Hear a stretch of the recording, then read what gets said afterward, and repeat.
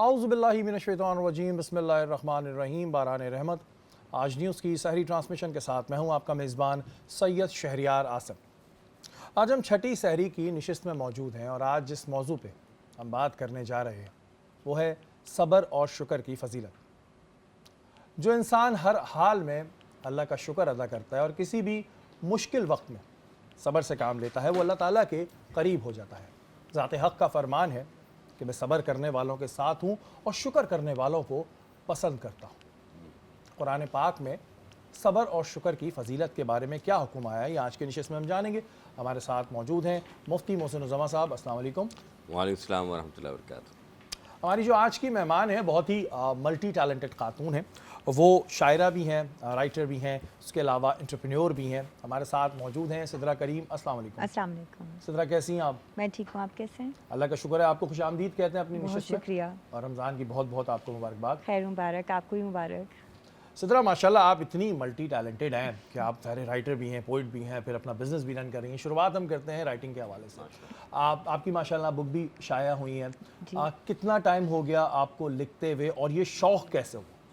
شوق تو school life سے تھا اور اسکول لائف سے لکھ رہی تھی، لیکن اوبیسلی ایک عمر ہوتی ہے، آپ سیکھتے ہو پھر شائع کی طرف جاتے ہو۔ سو اسی طرح سے 2021 میں پہلی کتاب آئی، پھر اب دوسری آئی ہے، تو ایک گیپ کے ساتھ لکھا۔ دونوں کتابوں میں کافی فرق ہے اور کافی سیکھا ہے اپنے سینئرز سے۔ اردو ادب فاؤنڈیشن بنائی، ایک آرگنائزیشن جہاں پر مشاعرے میں کرواتی ہوں، لٹریچر فیسٹیولز ہوتے ہیں جہاں پر سیمینارز ہوتے ہیں جس میں صرف شاعری سے ریلیٹڈ نہیں، لٹریچر کمپلیٹ لٹریچر سے ریلیٹڈ بات ہوتی ہے، جس میں ڈرامہ انڈسٹری بھی شامل ہے اور جس میں ساری فلم انڈسٹری بھی شامل ہے، جس پر گفتگو سیشنز ہوتے ہیں جس کے اندر۔ سو اس طرح سے ہے، لٹریچر سے کافی زیادہ میرا رجحان ایک ٹائم سے شروع سے رہا ہے، پڑھنا لکھنا ان سب چیزوں کا شوق رہا ہے ہمیشہ سے۔ تو یعنی کہ ہم یہ کہہ سکتے ہیں کہ سدرا بڑی وہ پڑھنے والی بچی تھی، کیونکہ آج کل تو جو ہمارے ینگسٹرز ہیں ان کو اتنا شوق نہیں ہے۔ ویسے آپ کیا دیکھتی ہیں سدرا، اگر ہم بات کرتے ہیں اردو لٹریچر کی یا ادب کی، تو جو ہمارے اس وقت میں ینگسٹرز ہیں ان کا رجحان ہے اور کتنے % کا رجحان ہے جو بکس کو پڑھنا لکھنا اس کی طرف آتے ہیں؟ بکس کو پڑھنے اور لکھنے پر تو مجھے لگتا ہے جنہیں لکھنے کا شوق ہے صرف وہی پڑھتے ہیں، اور ان میں بھی بہت کم ویسے ہوتا ہے۔ اکثر کہا جاتا ہے کہ لکھنے سے پہلے زیادہ سے زیادہ پڑھیں پھر لکھیں آپ، کیونکہ آپ کو پھر الفاظوں کا ذخیرہ بھی ملتا ہے، ایک مواد آپ کے دماغ میں جمع ہو جاتا ہے۔ لیکن آج کل پڑھنے کو نہیں اتنا زیادہ فوکس کیا جاتا۔ ایک رائٹر بھی بغیر پڑھے بھی لکھ رہا ہوتا ہے، اور جہاں تک آج کل کے نوجوانوں کی بات ہے تو کافی ایسے ہیں، یہ نہیں ہے 50-50 ہے کہ پڑھ بھی رہے ہیں اور کچھ ہیں جن کا رجحان ہے ہی نہیں اس طرف۔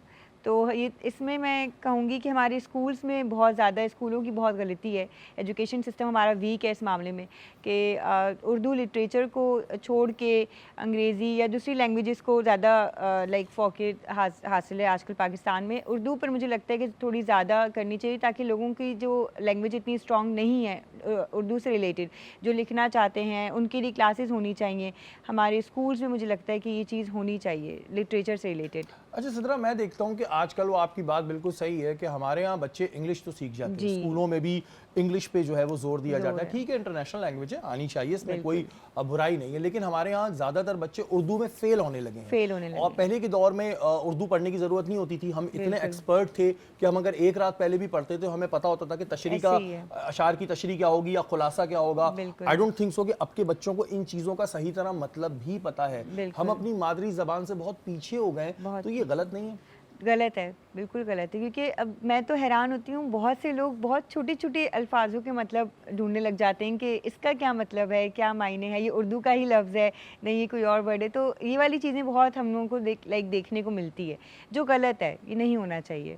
کیونکہ یہ چیز بڑی اس طرح سے مجھے حیرت ہوتی ہے کہ بچے جو ہیں وہ اردو میں فیل ہو رہے ہوتے ہیں، اور اردو ہماری ایک مدر ٹنگ ہے، اس میں فیل ہونا تو بنتا ہی نہیں، اور بہت مشکل ہوتی ہے کہ جی بچوں کو اردو سکھانی۔ ٹھیک ہے، آپ انگلش سکھائیں، اس میں کوئی برائی نہیں ہے، انگلش ایک انٹرنیشنل لینگویج ہے، پوری دنیا میں کنیکٹ کرنے کے لیے انگلش بولی جاتی ہے، لیکن آپ کو اپنی مادری زبان جو ہے وہ آنی چاہیے۔ محسن بھائی، آپ کی جانب آتے ہیں اور بات ہو رہی ہے صبر اور شکر کی فضیلت کے حوالے سے۔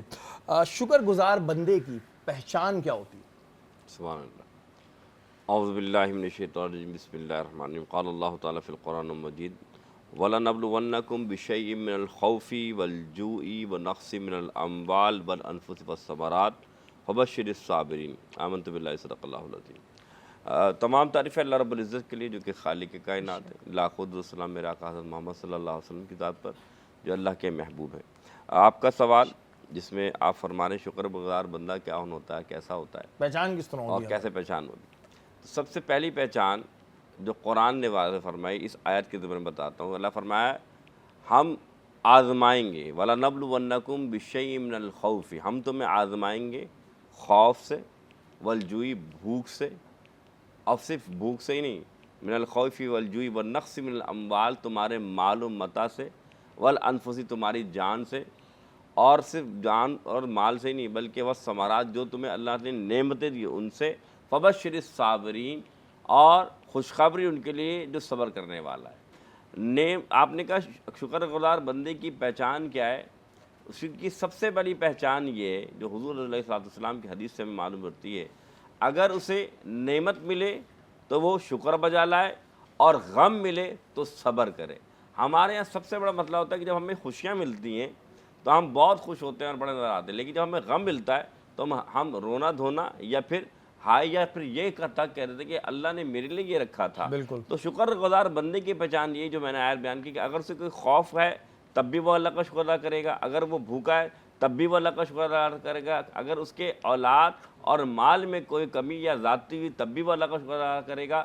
اور صرف یہی نہیں، کوئی بھی نعمت مل جانے پر اور نعمت کے چھن جانے پر بھی وہ اللہ کا ناشکر نہیں ہوگا، وہ ہر حال پہ اللہ سے راضی ہوگا۔ تو جب یہ حال ہوگا تو اللہ نے فرمایا ایسے بندے کے لیے خوشخبری۔ اچھا، جو لوگ ویسے عموماً ناشکری کرتے ہیں، جو زیادہ تر ہمیں یہی دکھتا ہے کہ ذرا سی کوئی چیز ہوتی ہے، جیسے کہ آپ نے بات صحیح کی کہ ذرا سا کچھ ہوتا ہے تو مل رہا ہوتا ہے تب تو ٹھیک ہے، جب کوئی چیز آپ سے چھنتی ہے تو پھر آپ فوراً ہی کہتے ہیں ہائی ہمارے ساتھ ہی ہونا تھا، یہ میرے ساتھ ہی ہونا تھا۔ تو ایسے لوگ جب ناشکری کرتے ہیں، ایک تو ان کے ساتھ ویسے ہی کچھ ہوا ہے، اوپر سے ناشکری کرتے ہیں، تو مزید مشکلات میں پھنستے ہیں۔ دیکھیں بات وہی ہے کہ اللہ تعالیٰ اللہ آزما رہا ہے۔ اللہ نے قرآن میں فرمایا کہ میں تمہیں دیکھتا ہوں، کبھی مال دے کر آزماتا ہے، کبھی مال لے کے آزماتا ہے۔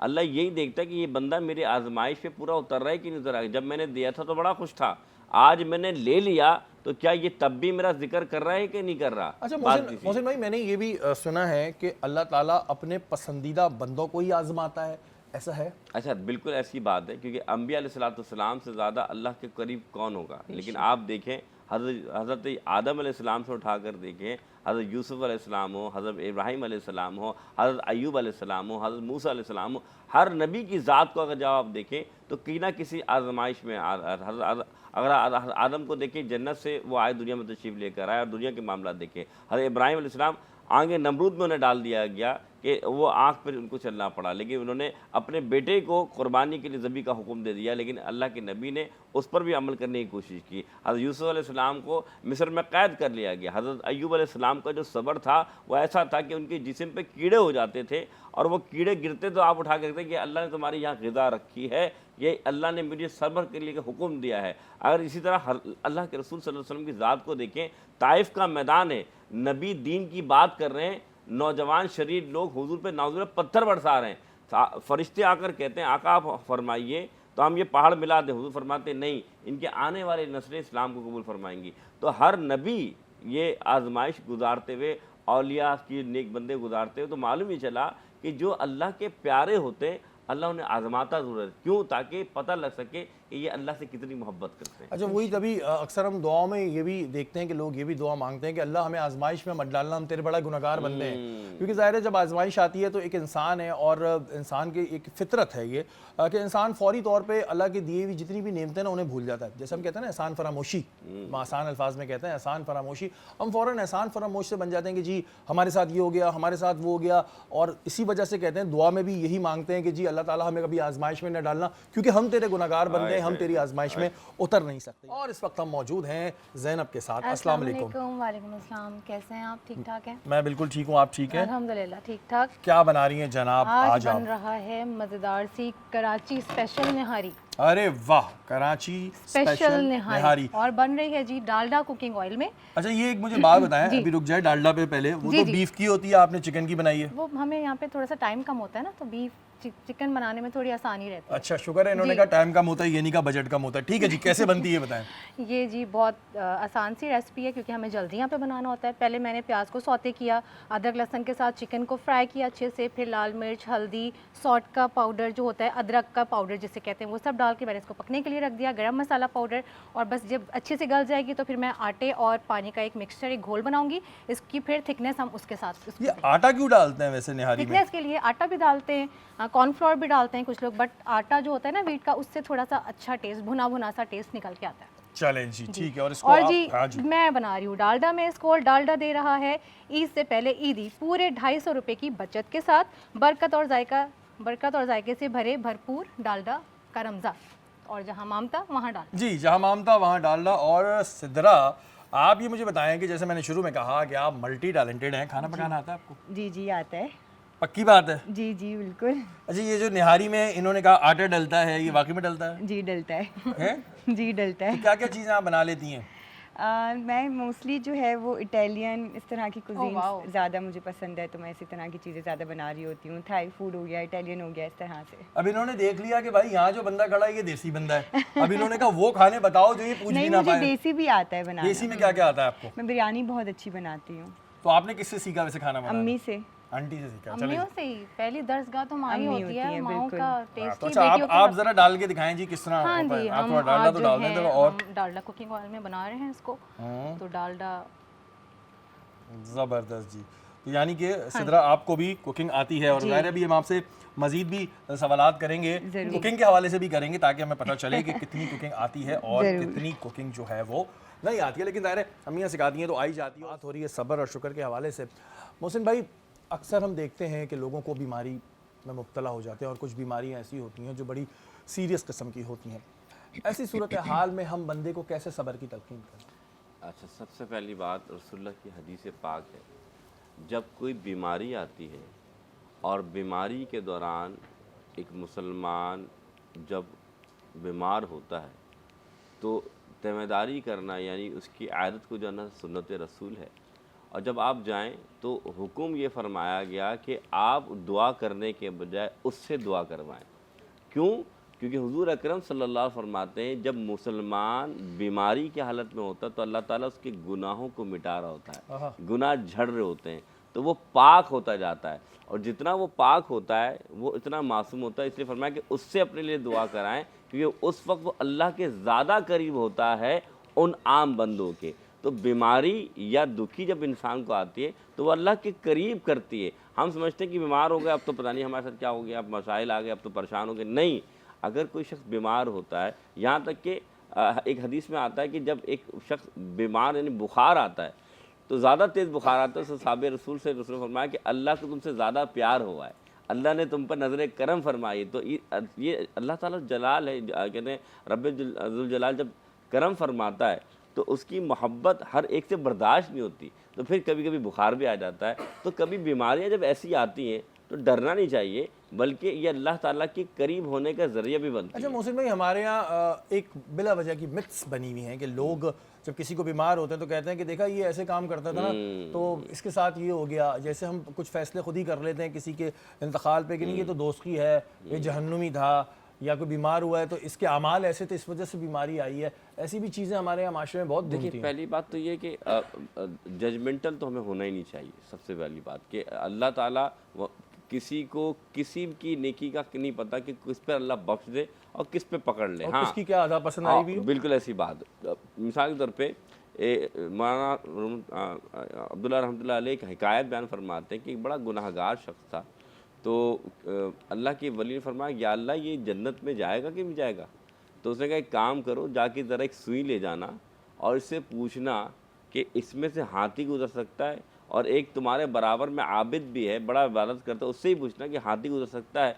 तो उसने दोनों से पूछा, पहले आबिद से पूछा तो उसने कहा तुमने मेरा वक्त ज़ाया कर दिया, मेरी इबादत का वक्त था, तुम मुझसे पूछ रहा, इसमें से सुई से धागा बड़ी मुश्किल से गुजरता है, हाथी कैसे गुजरेगा? फिर उस गुनाहगार से पूछा तो उसने कहा कि तुम हाथी की बात करते हो, मेरा रब चाहे पूरी कायनात गुजार सकता है। तो मालूम ये चला कि उसका अकीदा अल्लाह पे ज़्यादा था। तो इसी तरीके से याद रखिए, किसी को हम ये नहीं कह सकते कि फ़लाँ दोज़ख में जाएगा, जन्नत में जाएगा। बीमारी अल्लाह की तरफ से होती है, ہمیں اس سے دعائیں کروانی چاہیے اس طلبہ. یہ سوال میں نے اس وجہ کیا کہ ہمارے یہاں نا لوگ بڑا زیادہ ججمنٹل ہو جاتے ہیں، اور جیسے کہ انہوں نے بات کہی کہ ہمیں اللہ کی ذات پر پختہ یقین ہونا چاہیے. ہم اپنے طور پہ بہت ججمنٹل ہو جاتے ہیں، کوئی بیمار ہوا ہے تو جی اس کو اس وجہ سے بیماری ہوئی ہے، کسی کے انتقال پہ لوگ کم آئے تو یہ گناہگار تھا اس وجہ سے لوگ کم آئے.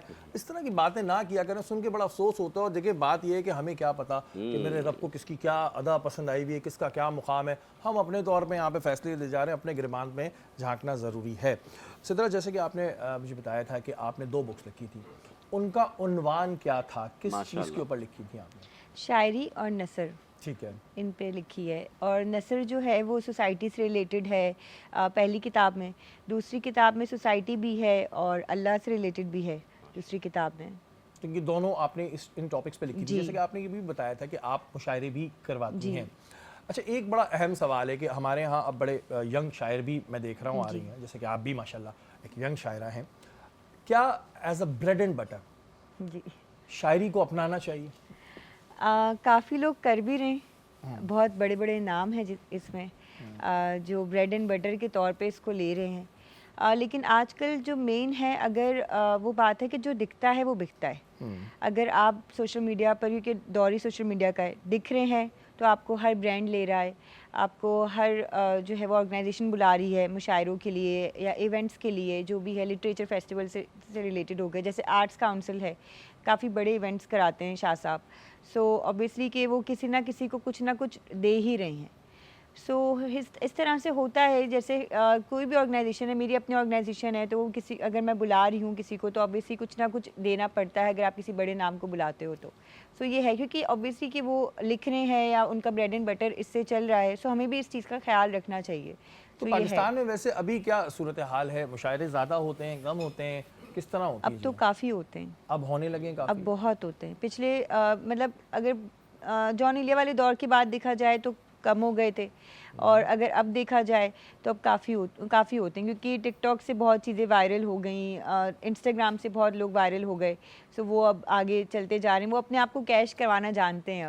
اب یہ ویسے ایک اچھی چیز ہے جہاں ہم دیکھتے ہیں کہ ٹک ٹاک پہ بہت آلتو فالتو چیزیں آتی ہیں، وہیں کچھ بہت اچھی بھی چیزیں آ رہی ہوتی ہیں شاعری سے ریلیٹڈ. ایک شاعر ہے، کیونکہ ہم لوگوں کا اتنا تعلق، میرا اپنی بات کروں گا، میرا اتنا نہیں پڑتا، لیکن ایک شاعر ہے وہ لمبے بال والے زرغون، علی زریون، جو بھی علی بھائی جن کا نام ہے، بڑی اچھی ان کی 2-3 دفعہ میں نے شاعری سنی تو وہ اٹریکٹ ہوئے، ورنہ نارملی اتنا زیادہ ہم لوگ اس پہ نہیں ہوتے. اچھا، جیسے کہ ہر چیز کو سیکھنے کے لیے کچھ انسٹیٹیوشنز ہوتے ہیں. اگر ہم IT فیلڈ سے چاہتے ہیں تو ہمارے پاس جگہیں ہوتی ہیں، ایکٹنگ کے لیے اسکولز بھی ہوتے ہیں. تو شاعری کی آمد ہوتی ہے یا اس کو سیکھنے کے لیے بھی انسٹیٹیوٹ ہے؟ شاعری کی آمد ہوتی ہے، بالکل ہوتی ہے، لیکن بہت ساری جگہوں پر یہ ہوتا ہے کہ آمد صحیح ہو رہی ہے یا آمد ہو تو گئی ہے، لیکن اس کو اب ایک جیسے کہ مصرع آیا ہے، اب دوسرا آ رہا ہے کہ نہیں آ رہا، یہ بڑا ضروری ہے. لیکن استاد ہونا بہت لازم ہے. میرے خود کے بھی استاد ہیں، تو مجھے لگتا ہے کوئی یہ کہتے ہیں نا کہ نہیں ہم نے کسی سے نہیں سیکھا، تو مجھے لگتا ہے وہ بہت جھوٹ بول رہا ہے. یہ بات، انسان دنیا میں کوئی بھی کام ہو، ایسا ہے ہی نہیں کہ آپ کسی کی ہیلپ نہ لیں یا کسی سے نہ سیکھیں. یہ ہر چیز میں ہے، اور شاعری میں بھی ہے، رائٹنگ میں بھی ہے. آپ کچھ نہ کچھ کسی نہ کسی سے سیکھتے ہی ہیں، مشورہ ہی کیوں نہ کریں لیکن کرتے ہیں. یہ ہے. اچھا، جیسے آپ نے بتایا کہ آپ کے بھی استاد ہیں، ویسے ہمارے یہاں پاکستان میں اگر کوئی شاعری کی طرف اپنا رجحان رکھتا ہے تو اس کو پالش کرنے کے لیے کوئی انسٹیٹیوٹس ہیں؟ مطلب میرے علم میں نہیں ہے، اس وجہ سے آپ سے پوچھ رہا ہوں. جی بالکل ہے. جیسے آرٹس کاؤنسل ہے، وہاں پر پراپر جیسے اب تو ڈگریز آ گئی ہیں، تو پراپر لٹریچر کی ڈگریز ہوتی ہیں وہاں پر، کورسز ہوتے ہیں، ڈپلوما ہوتے ہیں. اس کے علاوہ جو جیسے میرے سینئرز ہیں، جیسے آپ نے علی زریون کا نام لیا، تو علی زریون ہیں، دلاور الیازر ہیں، یہ میرے سینئرز ہیں. ان کے ساتھ میرا اٹھنا بیٹھنا ہے، تو اگر مجھے کچھ سیکھنا ہوگا تو میں ان سے سیکھ لوں گی. جو لکھتا آ رہا ہے وہ تو obviously اپنے سینئر سے ہی ڈسکس کرتا ہے، بٹ جو نیا آیا ہے تو وہ obviously کہ وہ اپنے سینئرز کو بھی دیکھتا ہے. اور پھر انسٹیٹیوٹس ہیں جن میں جہاں وہاں پہ جاتا ہے، like Karachi school of arts ہے. اس طرح سے کافی ہیں. اچھا، اگر ہم بات کریں گورنمنٹ کی سطح پہ، تو کیا گورنمنٹ کی سطح پہ شاعری کو پروموٹ کیا جاتا ہے، شاعروں کو پروموٹ کیا جاتا ہے؟ میں بات کر رہا ہوں گورنمنٹ کی سطح پہ. آپ لوگ تو اپنے لیول پہ کام کر رہے ہوتے ہیں، جس طرح بھی کرتے ہیں، گورنمنٹ کی سطح پہ ہوتی ہے یہ چیز؟ جی بالکل ہوتی ہے. جیسے آرٹس کاؤنسل گورنمنٹ کی اس پر ہی ہے. تو وہ اتنا ہوتا ہے کہ جس میں ایک اچھا پروموٹ کرنا یا ایک اچھی چیز دکھانا، آپ اس کو کافی بڑے سیمینارز ہوتے ہیں. آپ کو میں ضرور انوائٹ کروں گی نیکسٹ ٹائم انشاءاللہ. کافی بڑے سیمینارز ہوتے ہیں اور پراپر ان کو ایک ہوتا ہے نا فنڈ دینا، تو وہ obviously ہوتا ہے. اور اس کے علاوہ گورنمنٹ آف ہاؤس میں بھی کافی مشاعرے ہوتے ہیں, بڑے بڑے نامور لوگوں کو بلایا جاتا ہے, اور اوبیسلی ہم سننے بھی جاتے ہیں کیونکہ مختلف شہروں سے لوگ آتے ہیں, سو ان کو سننا بھی لازم ہے ہم پر. تو اور یہ جو آپ نے بات کی کہ شاعری کی آمد ہی ہوتی ہے, تو ایک انسان کو کیسے پتہ چلتا ہے کہ وہ شاعر ہے؟ یہ ایک بڑا اہم سوال ہے کہ کیسے پتہ چلتا ہے. شعر تو ہم بھی بچپن میں عید کارڈوں پہ لکھ کے دیتے تھے, لیکن ظاہر ہے وہ کوئی شعر تھوڑی ہوتے تھے, وہ تو عید کارڈ کے لکھے ہوئے. ایک انسان کو کیسے پتہ چلتا ہے اندر سے کہ وہ شاعر ہے؟ شاعر نا بنایا نہیں جاتا یا بنتا نہیں ہے, شاعر پیدا ہوتا ہے. سو وہ اسے پتہ ہوتا ہے کہ یہ جیسے میں اگر اپنی بات کروں تو میں لکھتی تھی, میں کلاس 7 میں ڈبیٹس کرنا شروع کیے, پھر لکھنا شروع کیا, شاعری لکھنا شروع کی, 2 مصرے لکھنا شروع کیے. تو وہ کیسے اوبیسلی آیا. اسی طرح دیکھیں ڈبیٹ تو لکھتے ہیں, ہم نے بھی ڈبیٹ لکھے ہیں, اسکرپٹ لکھ لیتے ہیں ہم, لیکن شاعری ایک بالکل الگ جانرا ہے. بالکل. تو یہ کیسے پتہ چلتا ہے, اور پھر اس کو آپ سناتے کس کو ہیں؟ اور بات یہ نا, اب آپ مجھے سنا رہی ہیں, میں قدردان ہی نہیں ہوں. آپ 7th کلاس میں اگر ایک شعر لکھتی ہیں, سامنے والا بندہ قدردان ہی نہیں ہے, تو اس کو کیا سمجھے گا؟ لیکن اس وقت تو آپ کو پتہ ہی نہیں ہوتا نا کہ یہ شعر ہے بھی کہ نہیں. سو میں نے آپ سے اسٹارٹنگ میں یہ بات کہی تھی کہ ایک وقت ہوتا ہے, ایک عمر ہوتی ہے جس میں آپ کو پتہ چلتا ہے کہ بھئی ہم نے شعر لکھا ہے, یا اب یہ شاعر کے لیے ٹھیک ہے, اس کو پبلش کرا لینا چاہیے. اور وہاں تک آنے تک بھی آپ کے ساتھ استاد چلتا ہے. اگر آپ کو شوق ہے اس چیز کا, جیسے مجھے شوق تھا, تو میری فیملی نے مجھے بہت سپورٹ کیا. پھر اوبیسلی میں آرٹس کاؤنسل, میرا جیسے فرسٹ جرنی اسٹارٹ ہوا آرٹس کاؤنسل سے, تو وہاں سے مجھے کافی لوگ ملے. تو آپ کے ساتھ لوگ جڑ جاتے ہیں, پھر آپ کو اور بتاتے ہیں, سکھاتے ہیں کہ کس طرح سے ہو رہا ہے, کیا ہو رہا ہے, آمد ہے تو کس طرح سے اس کو لکھنا ہے. اس طرح سے ساری چیزیں ہوتی ہیں. اچھا, کیا شاعر بہت سینسیٹیو انسان ہوتا ہے؟ ڈپینڈ کرتا ہے. ضروری نہیں ہے. ضروری نہیں ہے. کہتے ہیں کیونکہ جو وہ فیل کرتا ہے وہ اس کی شاعری ہوتی ہے, ایسا ہے یہ نا جیسے, یا یہ بلا وجہ کی مت بنائی ہے؟ ہاں, اب جیسے بہت سے لوگ کہتے ہیں کہ اچھا محبت میں ہار گئے ہیں تو شاعر بن گئے. نہیں, اٹس ناٹ امپورٹنٹ. محبت کے سوا اور بھی دکھ ہیں زمانے میں, بالکل. تو ان کے اس پہ بھی آپ لکھتے ہو. جیسے میرا جو موضوع ہوتا ہے موسٹلی وہ ہوتا ہے, اگر میں نثر لکھ رہی ہوں یا شاعری لکھ رہی ہوں, تو میں سوسائٹی کو بہت کھینچتی ہوں اپنی لکھائی میں. تو اب ضروری نہیں کہ میرا دل ٹوٹا ہے تو ہی میں سوسائٹی کو کھینچوں گی. اپنے ارد گرد رائٹر جو بھی ہوتا ہے, آپ بھی اگر اسکرپٹ لکھتے ہیں تو وہ اپنے ارد گرد کے ایریا کو دیکھتا ہے, پھر اس کے بعد وہ لکھتا ہے. اوبیسلی یہی ہوتا ہے, ضروری نہیں کہ ہمارے تو دل اسکرپٹ ٹوٹے. زیادہ تر کرائم پہ ہوتے ہیں کہ ہم کرائم شوز کرتے ہیں تو ہم اس کو لکھتے ہیں. لیکن یہ سوال ظاہر ہے ان سے اس وجہ سے کر رہا ہوں کہ ظاہر ہے اتنا ہمارا تعلق نہیں پڑتا ہے شعراء سے یا شاعروں سے, کیونکہ ظاہر ہے ہم لوگوں کی فیلڈ الگ ہوتی ہے. لیکن اکثر ہم نے یہ باتیں سنی ہوتی ہیں کہ جی جو آمد ہوتی ہے, یہ بات تو انہوں نے سیکنڈ کی کہ ہاں اللہ تعالیٰ کی طرف سے ہوتا ہے ہر کسی کو, تو ان کو ایک آمد ہوتی ہے. لیکن اس کے بعد پھر یہ جو متس ہوتی ہیں نا کہ جی شاعر جو ہوتا ہے بہت سینسیٹیو ہوتا ہے. سینسیٹیو ہر انسان ہوتا ہے, ہم بھی ہیں, ایسی بات نہیں ہے, لیکن یہ نہیں ہے کہ اس کا دل ٹوٹا ہے یا کچھ ہوا ہے تو وہ شاعر بن گیا. ہمارے یہاں ایک غلط طریقے سے جوڑ دیا جاتا ہے کہ جو غمزدہ انسان ہے نا وہ شاعر ہے, تو ایسا بالکل نہیں. اس وقت ہم موجود ہیں زینب کے ساتھ. زینب نہاری میرے خیال سے بن چکی ہے پوری. مزیدار کلر دیکھیں آپ, کتنے مزے کا کلر آیا. کیا کلر ہے, لگ رہی ہے نا آپ کو کراچی کی مشہور نہاری, جو کہ بہت مشہور نہاری ہے. یہ رمضان ٹرانسمیشن ختم ہو جائے, میں آپ کا بالکل کوئی ٹھیلا لگواتا ہوں. بہت اچھی لگ رہی ہے, بہت زبردست لگ رہی ہے. اچھا, ڈرنک کیا بنا رہی ہیں آج, یہ بتائیں. میں نے بنایا اسٹرابری شیک بنایا ہے, اور میں نے بنایا یہ مرحبا گل بہار سے, اور ابھی میں اس کے اوپر بھی تھوڑا سا پور کروں گی کیونکہ اس سے بہت اچھا ریفریشنگ سا فلیور آتا ہے. سارا دن آپ کو پیاز کا احساس نہیں ہوتا, اور مرحبا گل بہار شربت جو ہے یہ بہت اچھا جو ہے آپ کو ریفریشنگ سا جو ہے وہ ٹیسٹ دیتا ہے. بالکل جی, مرحبا گل میں تھوڑا سا بہار, اوپر بھی پور کر رہی ہوں, جہاں اور پیار میں اس کے اندر بھی وہاں blend کیا. جہاں پیار وہاں مرحبا گل بہار, پھلوں پھولوں اور خالص جڑی بوٹیوں کے ارقیات سے یہ تیار کردہ ہے, اور انہوں نے اس میں ڈال بھی دیا جی, بڑا زبردست سا اس میں ریفریشنگ سے ہماری ایک ڈرنک اسٹرابری شیک ود مرحبا گل بہار ریڈی ہو کے سرو کرنے کے لیے ریڈی. ٹھیک ہے, لیکن لاسٹ ٹائم آپ نے اس میں برف نہیں ڈالا تھا, تو آج میں نے ڈالا ہوا ہے پکا, چیک کر سکتے ہیں. جی بالکل, ابھی کیونکہ پھر وہ جب ہم ٹرانسمیشن میں ہوتے ہیں نا, پھر جب مجھے برف نہیں ملتا تو پھر اتنا مزہ نہیں آتا. اچھا جی, اس وقت ہماری نشست پہ ہمارے ایک اور مہمان موجود ہیں. اگر ہم بات کرتے ہیں انسانیت کی خدمت کے حوالے سے, تو ان کا نام بھی سر فہرست آتا ہے, اور کافی عرصے سے جو ان کا ادارہ ہے وہ انسانیت کی خدمت کر رہا ہے. ہمارے ساتھ موجود ہیں غفار سعیدی صاحب, پریزیڈنٹ سندھ ہیں المصطفیٰ ویلفیئر سوسائٹی کے. السلام علیکم. وعلیکم السلام ورحمۃ اللہ. غفار بھائی, سب سے پہلے آپ کو خوش آمدید کہیں گے اپنی نشست میں. غفار بھائی, جیسے کہ میں نے اپنے انٹروڈکشن میں ہی کہا کہ جو آپ کا ادارہ ہے وہ کئی عرصے سے جو ہے وہ انسانیت کی خدمت کر رہا ہے. تھوڑا سا ہمارے ناظرین کو دوبارہ بتائیے گا کہ جو المصطفیٰ ویلفیئر ٹرسٹ ہے وہ کن سیکٹرز میں کام کر رہا ہے. بسم اللہ الرحمن الرحیم. المصطفیٰ ویلفیئر سوسائٹی 1983 سے اب 41واں سال الحمدللہ شروع ہو گیا ہے. اس کی بنیاد حاجی محمد حنیف طیب صاحب کی سرپرستی میں ہوئی. کراچی کے علاوہ پورے ملک میں الحمدللہ المصطفیٰ سوسائٹی کی شاخیں موجود ہیں. آزاد کشمیر مظفرآباد میں المصطفیٰ میڈیکل کمپلیکس موجود ہے۔ المصطفیٰ ویلفیئر سوسائٹی کے کراچی میں 5 ہاسپٹل ہیں جن میں تمام طبی سہولیات الحمدللہ ان میں آپریشن، کنسلٹنسی اور تمام I C U, N I C U, dialysis centre, laboratory, diagnostic centre, یہ سب الحمدللہ موجود ہیں۔ اس کے علاوہ 35 سے قریب کلینک ہے مختلف علاقوں میں، جو شام کے ٹائم میں 50 روپے یا 100 روپے کی پرچی میں ڈاکٹر چیک بھی کرتا ہے اور ان کو دوائیاں بھی دیتا ہے۔ اسی طرح سے الحمدللہ کراچی میں المصطفیٰ ویلفیئر سوسائٹی کے زیر تمام یتیم خانہ، جس کو یتیم خانہ نہیں کہتے، مائی ہوم المصطفیٰ اس کا نام رکھا ہوا ہے کہ بچوں میں احساس کمتری پیدا نہ ہو۔ 208 بچے الحمدللہ اس وقت المصطفیٰ سوسائٹی کے آرفنیج ہوم میں، مائی ہوم المصطفیٰ میں رہائش پذیر ہیں۔ ان کے لیے بہترین تعلیم، ان کی صحت، ان کی اخلاقی تربیت اور ان کے دیگر معاملات، ان کے کپڑوں کے، ان کے صفائی کے اور دیگر جتنی بھی چیزیں ہیں الحمدللہ اس کو اچھی طریقے سے اس کو مینیج کیا جا رہا ہے۔ اسی طرح سے گوشہ سیدنا خاتون جنت کے نام سے شیلٹر ہوم خواتین کا ہے ماشاءاللہ، جس میں بزرگ خواتین ہیں جو بے سہارا ہیں، جن کے بچے ان کو نہیں سنبھال پاتے، الحمدللہ وہ ہمارے یہاں قیام پذیر ہیں۔ ان کے لیے بھی ہر طرح سے ان کے علاج معالجے کے لیے ان کی دیگر تمام سہولیات الحمدللہ فراہم کی جاتی ہیں۔ اسی طرح سے شیلٹر ہوم مردوں کا بھی ہے، اس کا نام گوشہ سیدنا امیر حمزہ رضی اللہ تعالیٰ عنہ کے نام سے ہے۔ وہاں بھی اس وقت 35 سے قریب بزرگ الحمدللہ ہمارے پاس قیام پذیر ہیں۔ ان کے لیے بھی تمام سہولتیں المصطفیٰ سوسائٹی نے بہم پہنچائی ہوئی ہیں۔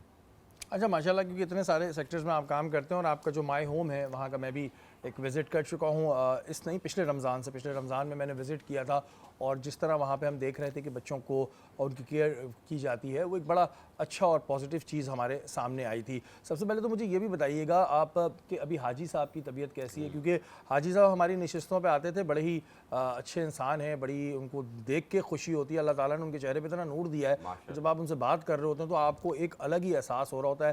آج کل کیونکہ ان کی طبیعت تھوڑی ناساز رہتی ہے، عمر بھی ان کی تھوڑی ہو گئی، ابھی کیسی طبیعت ہے ویسے حاجی؟ جی الحمدللہ طبیعت ٹھیک ہے، لیکن اب عمر کا تقاضا ہے، الحمدللہ تھوڑا بہت پرابلم میں جاتے ہیں، لیکن کمزوری کے باعث وہ بہت کم لیکن اس وقت المصطفیٰ سوسائٹی کے جتنے سال بھر کے لیے عطیات جمع کرنے کے لیے مہم چلتی ہے، اس میں الحمدللہ وہ سرگرم ہیں اور لوگوں کے پاس جا بھی رہے ہیں تراویح کے بعد اور ان سے رابطہ بھی کر رہے ہیں الحمدللہ۔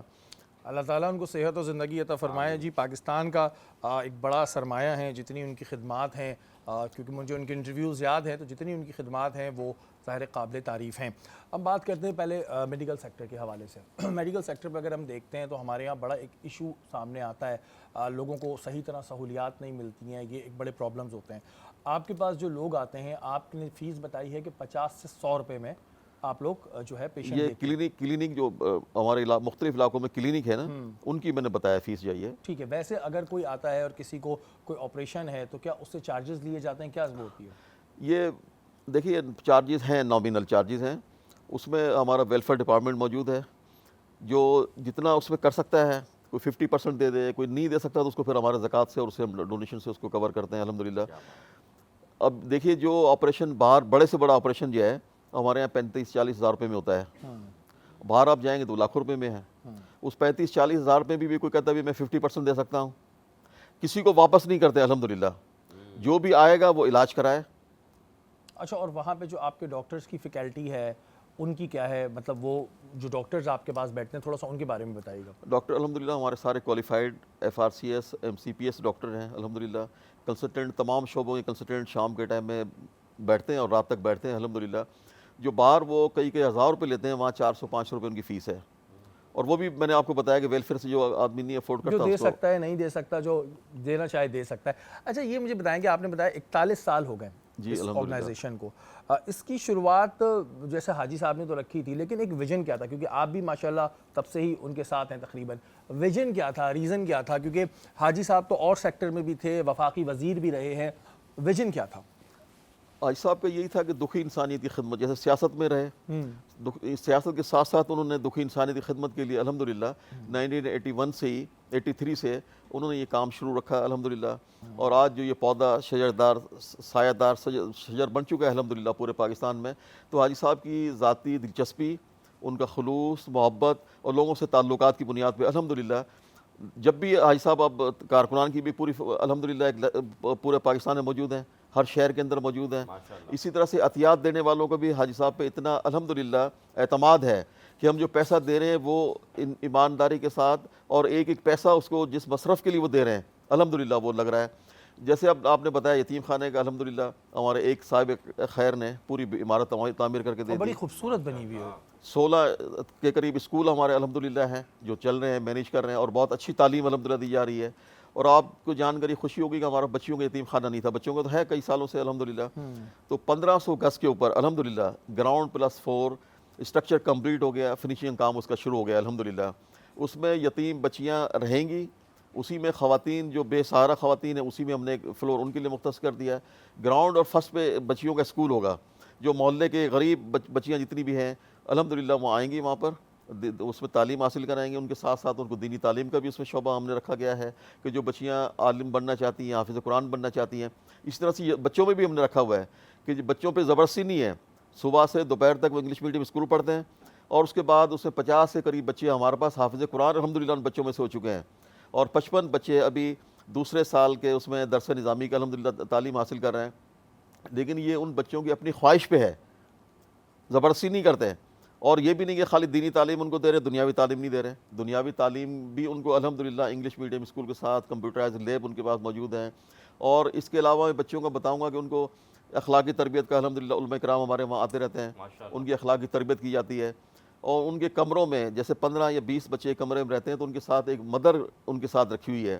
جیسے گھر میں ایک والدہ اپنے بچوں کو صبح اسکول کے لیے اٹھاتی ہے, تیار کرتی ہے, اسی طرح سے ہمارے صبح فجر میں ان کو بچوں کو اٹھاتے ہیں, فجر کی نماز پڑھتے ہیں, اس کے بعد ناشتہ کرتے ہیں, پھر اسکول کی تیاری کرتے ہیں. ان کے جیسے ماں ان کو بچوں کو اپنے گھر سے تیار کر کے بھیجتی ہے الحمدللہ, وہی ماحول ہم نے. اچھا غفار بھائی, کیونکہ 41 سال ہو گئے ماشاءاللہ, مجھے بتائیں کہ ظاہر ہے کچھ بچے ایسے ہوں گے جو آپ کے پاس پہلے انہوں نے مائی ہوم میں رہے ہوں گے, اس کے بعد پھر تعلیم حاصل کر کے آگے زندگی میں کچھ بڑا نام بنایا ہوگا, تو وہ واپس آتے ہیں کبھی, ایسا ہوتا ہے؟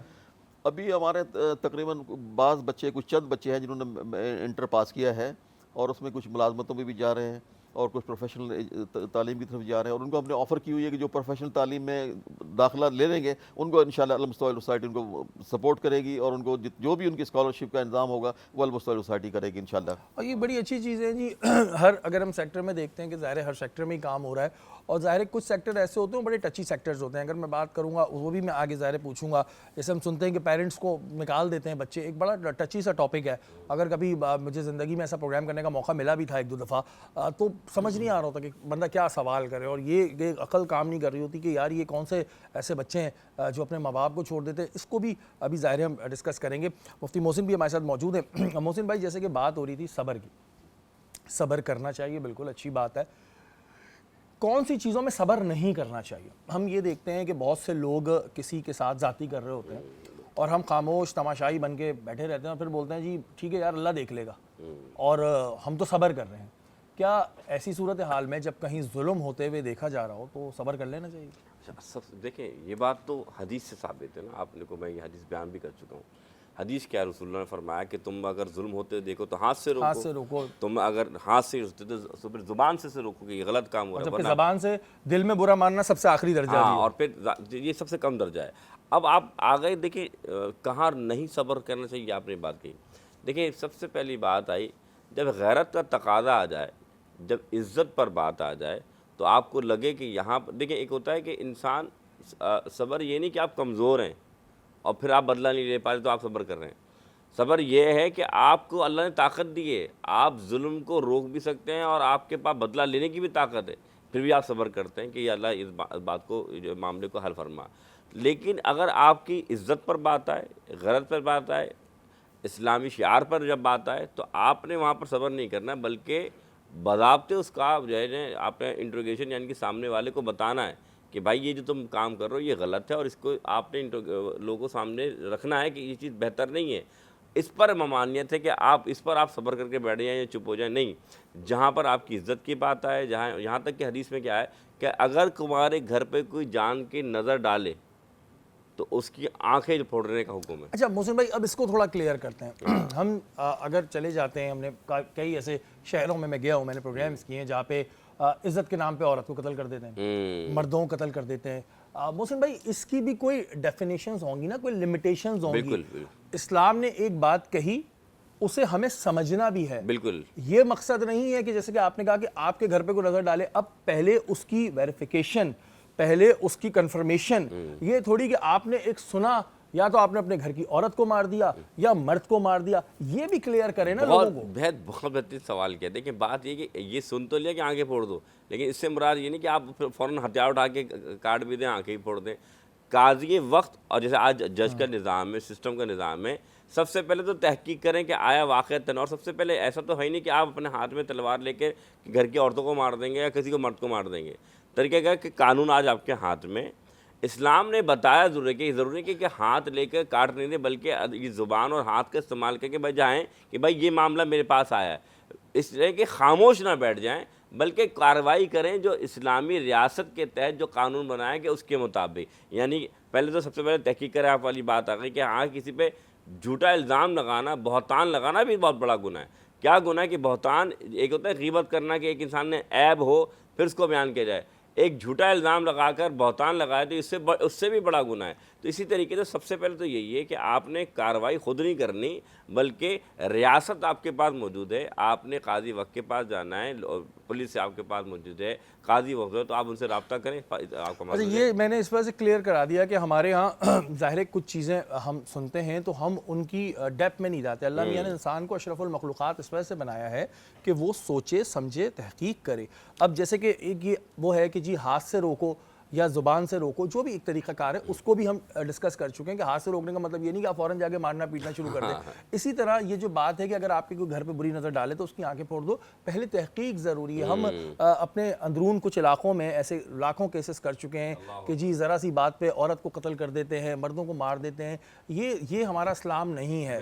اس نشست پہ بیٹھ کے یہ چیز میں اس وجہ سے کلیئر کر رہا ہوں کہ یہ ہمارا اسلام نہیں ہے. ہمارا اسلام جو ہمارا دین ہے وہ بہت پیار کا، محبت کا مذہب ہے. یہ نہیں ہے کہ جی آپ نے کہا کہ جی اسلام نے یہ کہا ہے، اسلام نے یہ نہیں کہا. اس بات کو سمجھیں، کسی مفتی کے پاس جائیں، کسی عالم کے پاس جائیں. اگر آپ کی عقل میں کچھ کمی ہے تو آپ جا کے اس کو پہلے کلیئر کریں، دین پھر کوئی بھی اپنی لائف کا ڈیسیشن لیں.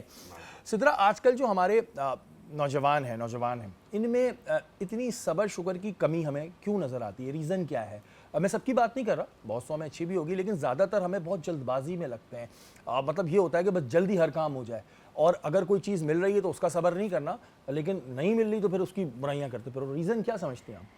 ایسے ہی ہے، اصل میں بہت ساری چیزیں ہم نے دیکھ لی ہیں، میسر ہیں، بہت کچھ میسر ہیں سامنے. اور کچھ ہمارا یہ موبائل کا بھی کمال ہے کہ ہم ہر چیز دیکھتے ہیں کہ ہمیں یہ بھی چاہیے، مل گیا تو پھر دوسری کی طلب کرتے ہیں.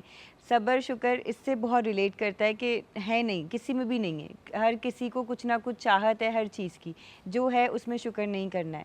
سو یہ مجھے لگتا ہے کہ تھوڑی سی ہمارے گھروں میں بھی تعلیم دینی چاہیے، جیسے مفتی صاحب نے اتنی اچھی ڈسکشنز کی، اور جیسے آپ کی یہ چینل کے تھرو ڈسکشنز کرنی چاہیے ریلیٹڈ ٹو صبر اور شکر، تاکہ لوگوں میں علم حاصل ہو. ایون تو ویڈیوز کچھ ایسی بنانی چاہیے جس کے تھرو یہ پتہ چلے کہ صبر شکر اصل میں ہے کیا. جیسے آپ نے بہت اچھی ایک بات کہی کہ ہر چیز میں صبر اور شکر نہیں ہوتا، بہت سی چیزوں میں نہیں بھی ہوتا. لیکن جو ہم لوگوں کی بات اگر کی جائے، یا مجھ جیسے نوجوان نسل کی بات کی جائے، تو اب ہر چیز حاصل کرنے کی چاہت بہت زیادہ بڑھ گئی ہے. اگر ایک چیز ہے تو دوسری فوراً مل جائے، اس میں صبر جیسے نہیں کرنا. اچھا، اس میں ایک شعر بھی ہے، میں غلط بولوں گا تو میں آپ سے کنفرم. ہزاروں خواہشیں ایسی ہر ایک خواہش، تو کیا ہے شعر ذرا سنائیں. ہزاروں خواہشیں ایسی کہ ہر خواہش پہ دم نکلے. بہت نکلے میرے ارمان، بہت نکلے میرے ارمان، لیکن پھر بھی کم نکلے. ہاں، تو یہ انسان کے ساتھ ایک بڑا مسئلہ رہتا ہے کہ انسان کو جو چیز میسر ہو جاتی ہے وہ اس کا شکر نہیں کرتا کہ ٹھیک ہے جی یہ تو مل گئی ہے، اب اگلی چیز کیا چاہیے، اس کے بعد اگلی کیا چاہیے. تو اس طرح تو آپ کی پوری زندگی گزر جائے گی، لیکن آپ کی خواہشیں کبھی پوری نہیں ہوں گی. یہ ایک انسان کا بڑا مسئلہ ہو رہا ہے. اگر زندگی میں خوش رہنا ہے نا تو جو ہے اس میں خوش رہو. وہ کہتے ہیں نا کہ ہر عروج کو زوال ہے، تو میں ہر اس آدمی کو یہ مشورہ دیتا ہوں کہ جب عروج ہو نا تو نارمل لو. زوال آئے گا پتہ ہی نہیں چلے گا کب آیا، کیونکہ آپ نے عروج کو اس طرح اپنے دماغ پہ لیا نہیں. تو اگر اس پالیسی پہ چلیں گے تو بڑا آپ بچے رہیں گے. محسن بھائی، کاروباری معاملات بھی ہم دیکھتے ہیں، کاروباری معاملات میں بھی لوگ اکثر صبر اور شکر سے کام نہیں لیتے ہیں. ٹھیک ہے، میرا کاروبار چل رہا ہے، میری اپنی ضروریات پوری ہو رہی ہیں، لیکن میری نظر دوسرے والے پہ رہتی ہے زیادہ تر، اور میں یہی شکوہ کرتا رہتا ہوں اس کا چل رہا ہے، ہمارے تو حالات ہی خراب ہیں، امپلائز کے پیسے دینے ہیں، بجلی کا بل دینا ہے. یہ بھی ہم کرتے رہتے ہیں. مجھے صرف ایک اصل میں اس میں پتہ ہے کیا مسئلہ ہے کیا ہے. لَإِن شَكَرْتُمْ لَأَزِيدَنَّكُمْ، میں نے پہلے ہی بتایا کہ جب تم شکر ادا کرتے تو اللہ مزید اضافہ فرما دیتا ہے. لیکن مجھے ایک بتائیں، کیا دنیا میں ایک ہی دکان رہے گی؟ کیا دنیا میں ایک ہی کاروبار رہے گا کرنے والا؟ کیا دنیا میں ایک ہی اینکر، ایک عالم رہے گا؟ نہیں، ایسا نہیں ہو سکتا. ہم اصل میں دوسرے کو برداشت نہیں کر پاتے، کیونکہ ہمارے اندر حسد، بغض کہ یار یہ ترقی کر رہا ہے میں کیوں نہیں کر رہا، یار یہ ایسا ہے تو میرے ساتھ ایسا کیوں نہیں ہو رہا. سب سے پہلی بات اپنے اندر سے یہ نکال دیں اور یہ دعا کریں کہ اللہ تو نے اسے دیا ہے تو اللہ تعالیٰ شکر ہے کہ اللہ تعالیٰ تو تیری نعمتوں میں کمی نہیں، تو مجھے بھی نواز دے. جب ہم اپنے یہ سوچ پیدا کریں گے نا کہ دکان اس کی چل رہی میری نہیں چل رہی، تو اس کی دکان تباہ برباد ہو جائے اور سب کچھ میرا ہو جائے، یقین مانیں آپ مخلوق کے لیے اچھے ہو جائیں، خالق آپ کے لیے اچھا ہو جائے گا. بے شک جی. یہ چیز ہم پتہ نہیں کیوں نہیں سوچتے ہیں. ہم کسی کو دیکھتے ہیں نا ہمیں ایک دم جیلسی شروع ہو جاتی ہے یا ہمارے اندر فوراً ناشکری آ جاتی ہے. ہم یہ کیوں نہیں سوچتے کہ میرے رب کے پاس کوئی کمی نہیں ہے. انسان کے پاس کمی ہو سکتی ہے کہ میں اس سے پیسے مانگوں گا، دوسرے نے بھی مانگ لی، تیسرے نے بھی مانگ لی، اس کے بعد ختم ہو جائے گا. میرے رب کے پاس کیا کمی ہے؟ میرے رب کے پاس تو کوئی کمی نہیں ہے. آپ کا ایمان ہونا چاہیے کہ میں اپنے رب سے مانگوں گا میرا رب مجھے دے گا. تبھی کہتے ہیں کہ جی اپنے لیے آپ بات کریں، دوسرے کے اندر نہ آپ جا کے زیادہ غصہ کریں کہ اس کے ساتھ کیا ہو رہا ہے، اس کے ساتھ کیا ہو رہا ہے. اگر ایسے کریں گے تو آپ کی زندگی میں پرابلم آئے گا. جی ہمارا کچھ سحری کا دسترخوان اس وقت لگا ہوا ہے اور میں بڑا ٹینشن میں ہوں، میرے کپڑوں پہ اسٹین آ گیا ہے اور میں جتنا بچانا چاہ رہا تھا ان کپڑوں کو، لائٹ جو کپڑے ہوتے ہیں نا اس پہ ایک اسٹین آ گیا اور یہ ان کی نہاری کی وجہ سے آیا ہے. کافی دنوں سے بچانے کی کوشش تھی، آج آگے. ہاں تو ابھی کتنے دن چھٹا دینے آج، جی ہاں. اور یہ آپ کی نہاری کی وجہ سے آیا ہے. لیکن بڑی زبردست نہاری جو ہے انہوں نے بنائی تھی. تو چلیں کوئی بات نہیں، اسٹین تو دیکھیں گے. اچھا جی مہمانوں سے پوچھتے ہیں کہ کیسی لگے انہیں نہاری، کیسی لگی. سب سے پہلے محسن بھائی آپ بتائیں کیسی لگی نہاری؟ میں نے ڈبل کھائی ہے، ڈبل کھائی ہے؟ بہترین بنائی، بہت بہترین بنائی. کوئی دبا تو نہیں آیا کپڑوں پہ؟ نہیں بچا لیا میں بچا نے لیا. لیکن ڈبل کھائی ہے. غفار بھائی آپ بتائیے. ماشاءاللہ تمام چیزیں اللہ کی نعمتیں بہت اچھی اور ٹیسٹی تھی ماشاءاللہ. الحمدللہ. پکا پاس کیا آپ نے؟ الحمدللہ. کیونکہ آپ تو ویسے مجھے کھانے کے شوقین لگ رہے ہیں. بس اللہ کا شکر ہے الحمدللہ. ہاں اچھی بات ہے، کھانے کے شوقین ہونا چاہیے. الحمدللہ. جی سدرا آپ کو کیسی لگی نہاری؟ بہت اچھی لگی. بہت اچھی لگی، پکی بات ہے. جی پکی بات ہے. تو آپ ہنس ہنس کے بول رہی ہیں کہ ڈاؤٹ میں ڈال رہی ہیں، ڈاؤٹ میں ڈال رہی ہیں آپ ہنس ہنس نہیں آپ کہہ رہے نا پکی بات ہے تو اس پہ ہنسی آ رہی ہے، لیکن سچ میں اچھی بنی ہے. یہ آپ کی نہاری اچھی بن گئی ہے جی، پاس ہو گئی ہیں آپ. اور یہ اسٹین بھگانے کا کوئی مجھے وہ بتائیں ٹوٹکا ہے کوئی؟ ہو جائے گا، کیسے ہو جائے گا؟ بس بتا دوں گی بات. یہ جو اسٹین آ گیا نا بندے کا دماغ کہیں اور ہی چلی جاتا ہے. اچھا جی ہمارے مہمان ہمارے ساتھ موجود ہیں، تھوڑی سی ذرا مہمانوں سے ہم اور بھی باتیں کرتے ہیں. کہ سدرا آپ یہ مجھے بتائیں کہ آپ بچپن میں کیسی تھیں؟ بہت شرارتی. سیریسلی لگتی نہیں آپ ویسے، کیا شرارتیں کرتی تھیں آپ بچپن میں؟ میں نے بہت شرارتیں کی ہیں، یہ تو میری امی بتا سکتی ہیں صحیح نہیں سے. ویسے کچھ یاد ہوگا نا، تو کبھی پٹائی ہوئی ہے آپ کی؟ بہت پٹائی ہوئی. اچھا پٹائی بھی ہوئی ہے؟ جی میرے فادر ایکچولی دبئی انٹرپول میں تھے، اللہ جی نصیب کرے انہیں. تو پولیس میں تھے تو وہ ان کا ایک بیلٹ ہوتا تھا پولیس والا، اس سے بھی انہوں نے جو ہے نا پٹائی کی. میں بہت شرارتی ہوتی تھی، بہت. ایسی کے شرارتیں کرتی تھی؟ ورنہ جو فادرز ہوتے ہیں وہ تو ذرا بیٹیوں پہ ہلکا ہاتھ رکھتے ہیں. نہیں بڑے ہو کے پھر وہ ہلکا ہی ہاتھ ہو گیا ان کا ہاتھ. لیکن چھوٹے میں کیا ایسے شرارتیں تھیں وہ؟ جیسے کہ نیو چیزیں توڑ دینا. وہ نیو VCR لے کر آئے تھے، ہم دبئی میں رہتے تھے، تو وہ میں نے پورا گرا دیا تھا. امی نے اپنے اوپر الزام لے لیا تھا. ناک میں موتی پھنسا لینا، برابر والے گھر میں چلی جانا، بچوں کے ساتھ ان کو مارنا پیٹنا. شر پسند کام ہوتے تھے. اور لگتی نہیں ہے بالکل، کہیں سے لگ نہیں رہی. اب تو نہیں کرتی آپ؟ نہیں اب تو ظاہر بڑی ہو گئی ہوں. اب کوئی ایسا دل میں تو نہیں آتا کہ کوئی چیز گرا دوں توڑ دوں، کچھ ایسا نہیں؟ نہیں ایسے نہیں آتے، لیکن بہن بھائیوں کے ساتھ مستی ہنسی مذاق وہ ایک الگ ہے. چلیں یہ ایک اچھی بات ہے جی. بچپن میں شرارتی تھی یہ، اور بڑی حیرت ہوتی ہے کیونکہ ظاہر اتنی ساری چیزیں کر رہی ہوتی ہیں کہ پوئٹر بھی ہیں، رائٹر بھی ہیں، اس کے علاوہ انٹرپرینور بھی ہیں. تو بندہ کہتا ہے یہ تو کبھی بڑے سیریس رہے ہوں گے. جیسے ہمارے محسن بھائی ہیں، ان سے پوچھو کہتے ہیں ہم نے کبھی زندگی میں شرارتی نہیں کی. باری صاحب آئے تھے، ڈاکٹر باری صاحب انڈس کے جو وہ انہوں نے بھی کہا ہم نے نہیں کی ہے. غفار بھائی سے پوچھنا، غفار بھائی آپ تھے شرارتی بچپن میں؟ بچپن میں شرارتیں تو بچپن میں ہوتی ہیں. نہیں ہوتی ہیں کہ ایک وہ ہوتی ہے نا جیسے ان کی بتائیں انہوں نے، تو آپ کی اس قسم کی کوئی الحمدللہ کوئی شرارت ایسی کچھ نہیں، کبھی نہیں؟ بس چھوٹی موٹی ہلکی پھلکیاں تو چلتی رہتی ہیں، مطلب بچپن کی چیزیں جو ہوتی ہیں مطلب. لیکن الحمدللہ تو ایسا ماشاءاللہ آپ کے کتنے بچے ہیں ابھی آپ کے؟ میرے 2 بیٹے 6 بیٹی ہیں. ماشاءاللہ 6 بیٹیاں شادی شدہ ہیں، ایک بیٹا شادی شدہ ہے. ماشاءاللہ. ایک بیٹا ہے وہ ذمہ داری اللہ وہ بھی پوری کر دے گا انشاءاللہ. نہیں اس رمضان ہو جائے گی انشاءاللہ اس کی بھی، اور انشاءاللہ اس کی بھی اس رمضان ہو جائے گی. انشاءاللہ پروگرام میں آئے ہوئے ہیں یہاں پر، ہم دعا کریں گے انشاءاللہ اس رمضان اس کی بھی شادی ہو جائے گی. تو ویسے آپ کیسے اسٹرکٹ فادر ہیں یا فرینڈلی ہیں؟ یہ فرینڈلی ہے الحمدللہ. اچھا فرینڈلی ہمارے کیونکہ ہمارے والد سے ورثے میں ملا ہے. والد صاحب ہمارے اللہ جنت نصیب فرمائے بہت ہی سافٹ انسان تھے. کبھی مجھے نہیں یاد کہ ہمیں 3 بھائی اور ایک بہن ہے ہمارے، کہ کبھی ایک تھپڑ بھی کسی کو مارا ہو. مطلب ارے واہ، والدہ اتنا پٹے اتنا پٹے پوچھیں مت. لیکن ہمارے تایا جو ہے نا وہ بہت سخت تھے ماشاءاللہ. ان سے ہم نے بہت مارے کھائی ہے. سخت تھے ماشاءاللہ. اب اللہ جنت نصیب کرے. اب بہرحال یہ تو میں ایک مذاق میں بات کر رہا ہوتا ہوں. ظاہر ہے جو بھی ہوتا ہے، جو بھی بڑا آپ کو ڈانٹتا ہے یا کوئی ڈانٹ ڈپٹ کرتا ہے یا مارتا بھی ہے تو وہ آپ کی بھلائی کے لیے مارتا ہے. یہ تو ایک مذاق کی بات ہو رہی تھی. اچھا جیسے میں نے اس وقت ایک بات کہی تھی کہ اولڈ ایج ہوم ماشاءاللہ آپ لوگ چلا رہے ہیں، کبھی پوچھا ہے کہ بھائی کیوں چھوڑ کے جا رہے ہو اپنے ماں باپ کو؟ आखिर क्या ऐसा हो गया, मुझे तो समझ नहीं आती है बात। तो कभी पूछा आपने जो छोड़ने आते हैं अपने माँ बाप? बस वो छोड़ने जो आते हैं उनका बहुत तकलीफ़ दह चीज़ें हैं। हम जो बुज़ुर्ग और ख़वातीन रहती हैं उनसे भी हम इस किस्म की बातें, वहाँ मेहमान भी जो आते हैं उनसे भी कहते हैं कि इनसे ना करें। उनके ज़ख़म हरे हो जाते हैं, वो इतने परेशान, इतने दुखी होते हैं कि उनको हम ऐसे मौक़े फ़राहम करते हैं कि वो अपनी पिछली जो तकलीफ़ से गुज़र के आए ना, वो राहत सुकून महसूस करें वहाँ पर। और आपको सुनकर ये अफसोस होगा कि एक साहब हमारे यहाँ मौजूद हैं जिसके 8 बेटे हैं, लेकिन बदनसीब हैं, अल्लाह ने उनको ये सादत से महरूम रखा है। जैसे मुफ्ती साहब भी आप साथ मौजूद हैं कि अगर दीनी तालीम उनको हो, वालदेन की परवरिश, वालदेन को ज़ईफ़ी में पालना, अल्लाह के नबी ने तो दुआ भी फरमाई ना कि जैसे हज़रत जिब्राइल से कहा कि रमज़ान का महीना पाएँ और अपने बूढ़े बुज़ुर्ग वालदेन की खिदमत करके अगर वो अपनी बख्शिश ना करवाएँ तो तबाह बर्बाद हो जाए, हलाक हो जाए। बिल्कुल। तो ये हलाकत है। 8 बेटे उनके हैं और उनके उसके बाद मौजूद उन्हें हैं। वहाँ रहना पड़ रहा वहाँ रहना पड़ रहा है। है। तो कभी किसी बेटे से बात हुई कि क्या रीज़न क्या है? बेटे तो ऐसी किसी बात नहीं करते ना, उनको भी छोड़ने भी बेटे नहीं आते, बाज़ औक़ात मोहल्लेदार आते हैं, कुछ जानने वाले आते हैं, घर से निकाल देते हैं। अच्छा, थोड़ा इसमें मैं शेयर हुए आपसे शेयर करूँगा, कुछ थोड़े से 10-20% इसमें हकीकी मसाइल भी हैं, माशी मसाइल भी हैं। ठीक है। कि छोटा घर है, 1 कमरे का मकान है, अब उसमें अपने उसके 4-5 बच्चे हैं, बेटियां हैं, बीवी उसकी है साथ में, अब उनको रहने के लिए प्रॉब्लम तो है।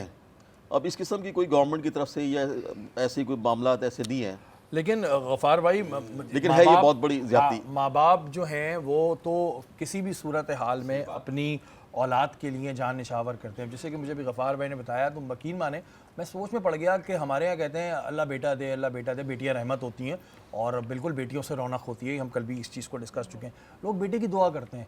8 बेटे और बाप को जो है वो ओल्ड एज होम में छोड़ा हुआ है।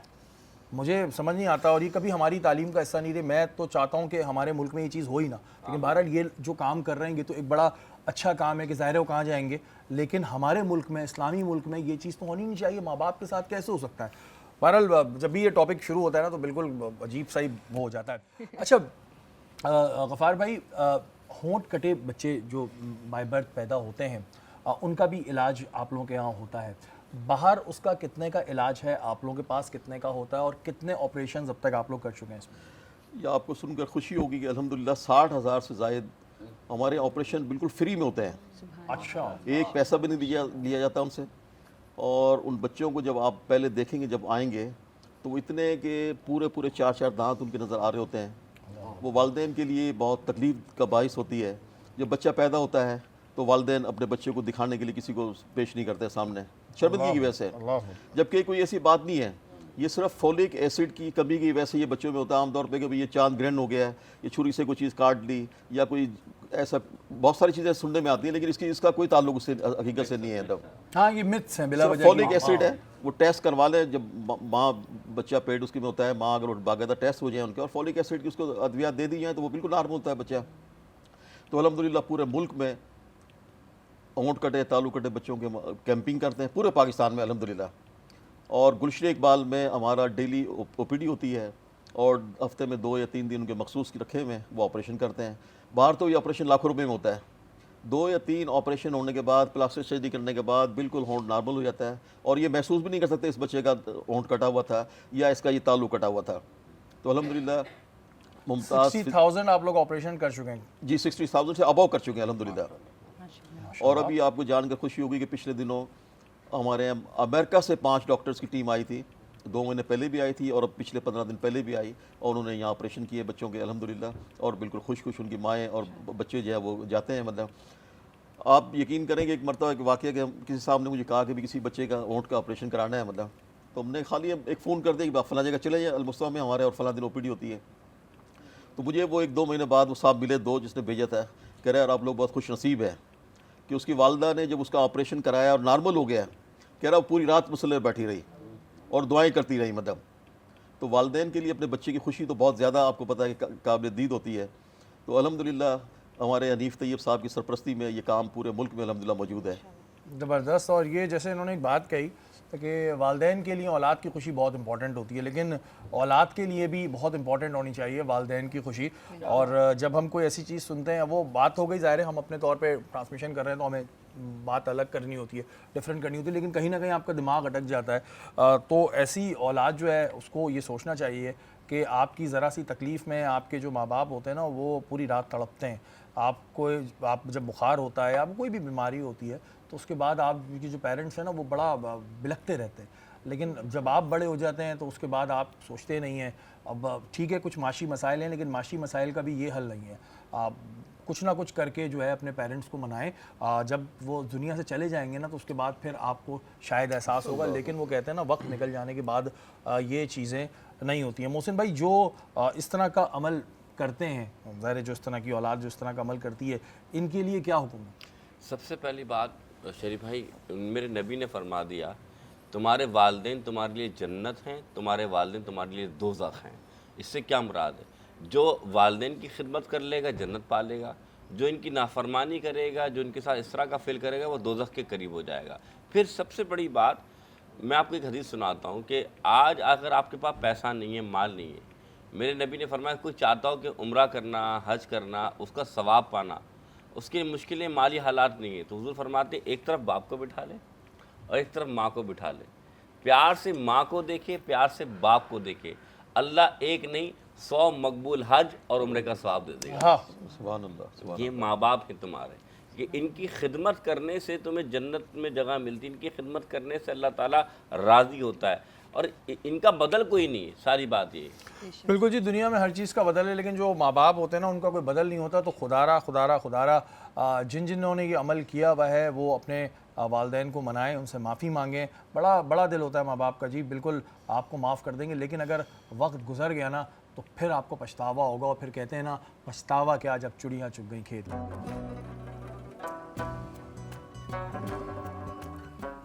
باران رحمت آج نیوز کی سحری ٹرانسمیشن میں ایک بار پھر آپ کو خوش آمدید کہتے ہیں. ہمارے مہمان اس وقت ہماری نشست پہ موجود ہیں. سدرا سے جب ہماری یہ بات ہو رہی تھی تو سدرا سے شروع میں نے آپ کو جیسے کہ ان کا بتایا تھا، انٹروڈکشن دیا تھا کہ یہ رائٹر بھی ہیں، پوئٹ بھی ہیں اور انٹرپرینیور بھی ہیں. اب تھوڑی سی بزنس کی بھی بات ہو جائے. سدرا، ڈیجیٹل مارکیٹنگ کا آپ بزنس کرتی ہیں، کتنے عرصے سے کر رہی ہیں اور اس کا اسکوپ کیا دیکھتی ہیں آپ؟ 5 ایئرس سے کر رہی ہوں الحمدللہ. سوشل ٹیک کے نام سے میری اپنی کمپنی ہے، اور اسکوپ تو بہت زیادہ ہے کیونکہ اب تو ہے ہی ڈیجیٹل میڈیا کا دور. ٹیلی ویژن لوگ کم دیکھتے ہیں، موبائل پر زیادہ تر یوٹیوب پر سب چیزیں چل رہی ہوتی ہیں. تو ظاہر ہے اس میں یوٹیوب آ گیا، فیس بک، انسٹاگرام، ہر پلیٹ فارم سوشل میڈیا کا. اب AI آ چکا ہے، سو اب اس کا دور ہے. سو اسکوپ تو بہت زیادہ ہے آگے اس کا.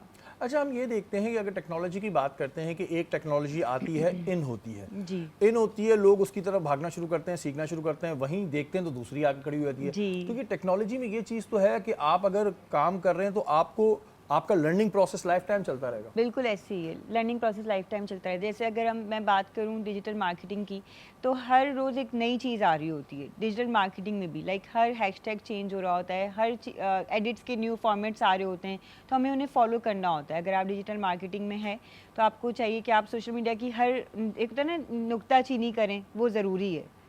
اور یہ ہیش ٹیگ، اور یہ ہمیں تو بہرحال ابھی اتنے نہیں سمجھ آتے. ہیش ٹیگ لگاؤ، ایک چیز لکھو، اس کے ساتھ اتنے سارے ہیش ٹیگ کیوں لگائے جاتے ہیں ویسے؟ وہ وائرل ہوتی ہے. پھر ایٹ لیسٹ 30 ہیش ٹیگس ضروری ہیں. ایک چیز اگر آپ اپنی پروڈکٹ ڈال رہے ہیں، اپنی تصویر ڈال رہے ہیں تو اس پہ 30 ہیش ٹیگ لگائیں. جی، اس سے ریلیٹڈ ہو. بالکل. تو اس سے کیا پھر چیز وائرل ہو جائے گی؟ جی، وائرل ہوتی ہے. اچھا، جو لوگ ڈیجیٹل مارکیٹنگ کا کورس کر کے آتے ہیں، انیشیلی کیا سیلری ان کی لگ جاتی ہے؟ ڈپینڈ کرتا ہے کہ انہوں نے کس طرح سے کورس کیا، کیونکہ اس کے لیولز ہوتے ہیں. تو لائک 30 پلس تو ہوتی ہی ہوتی ہے. 30 پلس ہوتی ہے جی، پھر آگے بڑھتی جاتی ہے. آگے بڑھتی اس کی جاتی ہے. تو میکسیمم کہاں تک پہنچ سکتی ہے اس کی ڈیجیٹل مارکیٹنگ؟ لاکھوں میں. لاکھوں میں ہوتی ہے. جی.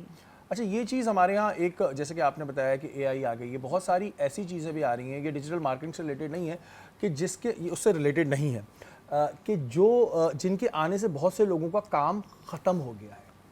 بہت سی ایسی چیزیں ہیں جو آ کے کمپیوٹر نے سنبھال رہی ہے. اگر ہم بات کریں، کچھ پرنٹس ہوا کرتے تھے پہلے، یا اسکیچز بنا کرتے تھے، تو وہ پہلے انسان کو ہاتھ سے بنانے پڑتے تھے. اب وہ 2 منٹ میں بن جاتے ہیں، ایپس کے تھرو بن جاتے ہیں. ایپس کے تھرو بن جاتے ہیں. اس سے وہ بیچاروں کو کتنا نقصان ہوا ہے جو بیچارے یہی کام جانتے ہیں؟ اوبیسلی ان کا نقصان تو ہوا ہے، لیکن ایک بات ہے نا کہ ہر کسی کو کوئی نہ کوئی روزی تو مل ہی رہی ہے. سو اگر وہ سیکھ جائیں. فار ایگزامپل ایپ سیکھ جاتے ہیں, کسی کے پاس اتنا ہے کہ وہ سیکھ سکتا ہے تو اس کے لیے بہت اچھا ہے, اسے آگے جابس آسانی سے مل سکتی ہیں. لیکن جو ہاتھ کے کام ہے وہ تو بالکل آئی ایگریڈ کے ختم ہو چکے ہیں سارے. اچھا ایج ہوتی ہے اس کی کوئی ٹیکنالوجی کی سیکھنے کی؟ کیونکہ اب ظاہر ہے کچھ لوگ ایسے ہیں جو 40 کراس کر گئے ہیں, 50 کراس کر چکے ہوں گے, اور اب وہ دیکھ رہے ہیں کہ ٹیکنالوجی آ رہی ہے. تو کیا یہ اتنا ہے ایزی, یا مطلب اگر وہ 30-40 سال میں سیکھنا چاہ رہے ہیں اور ان کو اتنی اویئرنیس نہیں ہے کمپیوٹر کی, ہاؤ ٹو آپریٹ, تو وہ کیا سیکھ سکتے ہیں؟ سیکھ سکتے ہیں, سکھانے والے پر ڈپینڈ کرتا ہے وہ کس طرح کس لیول کا سکھا رہا ہے, یہ بہت ضروری ہے. تو ہیں آپ کی نظر میں ہیں ایسے کچھ انسٹیٹیوٹ ہوتے ہیں جو اس طرح سکھا دیں؟ جی بہت سارے انسٹیٹیوٹ ہیں, اور اب تو آن لائن آپ ہر کورس آن لائن ہوتے ہیں موسٹلی, تو آپ آن لائن کر لیں. گورنمنٹ بہت اچھے کورسز کروا رہی ہے. ٹھیک ہے, یہ سوال اس وجہ کیا کہ بھائی ظاہر ہے بہت سے لوگ کنفیوز رہتے ہیں کہ یار اب تو ہماری عمر ہو گئی ہے. ویسے تو تعلیم حاصل کرنے کی کوئی عمر نہیں ہوتی, لیکن کچھ چیزیں ایسی ہیں جس کو آپ کسی بھی ایج میں سیکھ سکتے ہیں, کیونکہ یہ ایکسپرٹ ہیں. اس وجہ سے میں نے سوال ان سے ہی کیا کہ آپ سیکھ سکتے ہیں اگر آپ کو ایسا کام کرتے ہیں جو اب آپ کا وہ کام متاثر ہو رہا ہے تو آپ اس کو سیکھ سکتے ہیں. غفار بھائی, تھیلیسیمیا کی اگر ہم بات کریں تو یہ بھی ایک بڑا مسئلہ ہے. آپ لوگوں کے پاس کتنے پیشنٹ جو ہیں وہ رجسٹرڈ ہیں؟ ہمارے پاس 250 بچے رجسٹرڈ ہیں الحمدللہ. اب میں اس پہ تھوڑا سا تفصیل آپ کو بتانا چاہوں گا, مطلب کہ خاص طور پہ کزن میرج سے پہلے اگر ایک تھیلیسیمیا کا مائنر ٹیسٹ ہوتا ہے, اور وہ بہت تھوڑے سے پیسوں میں 1000-1500 روپے کا ٹیسٹ ہوتا ہے, سندھ گورنمنٹ نے اس کے اوپر قانون بھی پاس کیا ہوا ہے کہ نکاح سے پہلے دونوں میاں بیوی جو ہونے والی ہیں وہ ایک مائنر ٹیسٹ کروا لیں تو اس بہت بڑی مصیبت سے, پریشانی سے بچ سکتے ہیں.